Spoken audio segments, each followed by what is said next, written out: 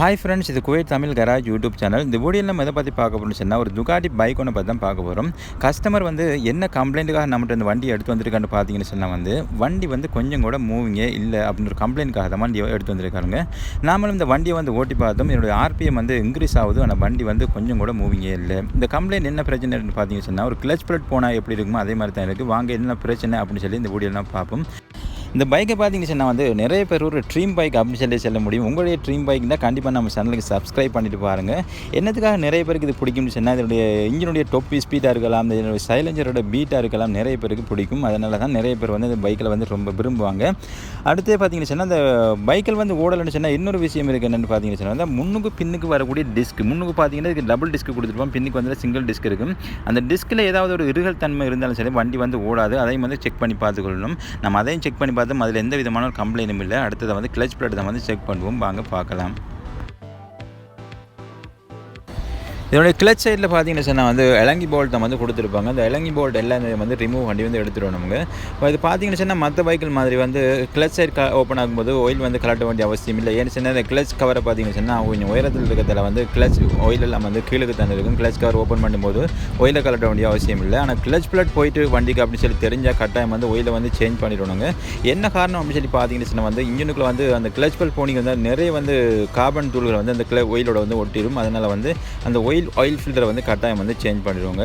Change பண்ணாமல் நம்ம அதை ஆயிலை ஊற்றி கிளச் பிளேட்டை போடுவோமா இருந்துச்சுன்னா உள்ளுக்கு நிறைய டஸ்ட்டுகள் போய் என்ன செய்யணுச்சுன்னா, அந்த ஆயில் வரக்கூடிய அந்த லைனில் சின்ன சின்ன லைன் தான் வரும். அந்த லைனில் அடைச்சிக்கினுச்சுன்னா இன்ஜின் சீஸ் ஆகக்கூடிய ஒரு சாத்தியம் இருக்குது. அதனால் கிளச் பிளேட் வண்டிக்கு போயிட்டு அப்படி கன்ஃபார்மாக நமக்கு தெரிஞ்சிருந்தால் கட்டாயம் ஆயில் ஃபில்டரை சேஞ்ச் பண்ணுறது ரொம்ப பெஸ்ட்டு.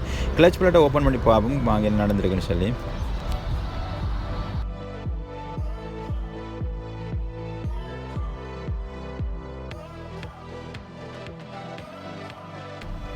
இதோட கிளச் பிளேட்டை பாருங்கள் ரொம்ப ஒரு பிளக் தன்மையாக மாறிடுங்க. கிளச் பிளேட் என்னத்துக்காக பிளக் தன்மையாக மாறுது அப்படின்னு சொல்லி பார்த்தீங்கன்னா, உள்ளுக்கு ஒரு கிளச் பிளேட் பற்றி போயிட்டு என்னத்துக்காக கிளச் பிளேட் பத்துது அப்படின்னு சொல்லி பார்த்தீங்கன்னா, சில பேரை பார்த்தீங்கன்னா வண்டி அவங்க ஓட்டுவாங்க.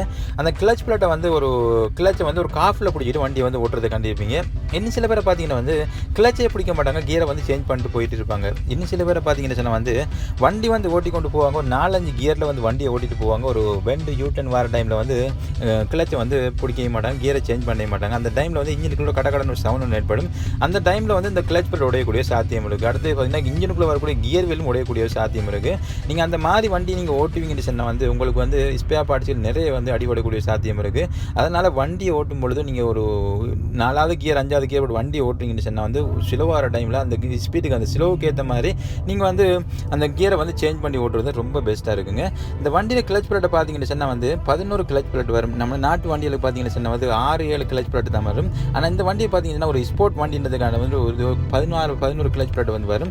அப்படிப்பட்ட அந்த கிளச் பிளேட்டை எந்த அளவுக்கு போயிருக்குன்னு பாருங்கள். இந்த அளவுக்கு போதும் அப்படின்னு சொல்லி சொன்னீங்கன்னா கிளச் வண்டி ஓட்டக்கூடிய ஆள் ஒரு கண்ட்ரோல் இல்லாமல் ஓட்டுறது. அடுத்து பார்த்தீங்கன்னா இந்த கிளச்சை சேஞ்ச் பண்ணாமல் ஓட்டுறது. அடுத்து பார்த்தீங்கன்னா டெசர்ட் பாதைகள் இங்கே பார்த்தீங்கன்னா பாலைவன பாதையில் உங்கள் வண்டியை கிளச்சை காஃப் கிளச்சை பிடிச்சிட்டு வண்டியை ஓட்டுவாங்க. அந்த டைமில் இந்த கிளச் பிளேட் இந்த மாதிரி பற்றி போயிருங்க. இந்த கிளச் பிளேட்டை பார்த்தீங்கன்னா குறைஞ்சது 1,00,000 கிலோமீட்டர் வரைக்கும் கிளச் பிளேட்டை சேஞ்ச் பண்ண வேண்டிய அவசியம் இல்லை. அந்த அளவுக்கு ரொம்ப ஒரு குவாலிட்டியான கிளச் பிளேட் தான் இந்த வண்டியை கொடுத்துருப்பாங்க. அதே எந்த அளவுக்கு உடைச்சிருக்காங்க அப்படின்னு சொல்லி பாருங்கள். இந்த வீடியோவில் கிளச் பிளேட் எப்படி சேஞ்ச் பண்ணுற, எப்படி புது கிளச் பிளேட் சேஞ்ச் பண்ணுற, இந்த கிளச் பிளேட் எப்படி ரிமூவ் பண்ணுற அப்படின்னு சொல்லி இந்த வீடியோ போட்டிருக்கோம். உங்களுக்கு இந்த வீடியோ பிரோஜனம் உள்ள வீடியோவாக இருந்தால் கண்டிப்பாக லைக் பண்ணுங்கள், உங்களோட ஃப்ரெண்ட்ஸ்க்கு ஷேர் பண்ணுங்கள். மறந்துடாமல் நம்ம சேனலை சப்ஸ்கிரைப் பண்ணுங்கள். Thank you friends.